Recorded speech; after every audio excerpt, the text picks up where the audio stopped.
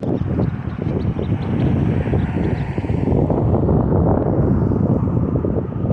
2nd of 2022, Garvin County, Oklahoma. Tornado watch is in effect.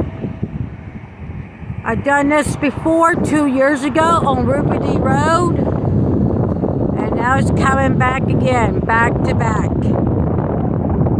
What a beautiful shot.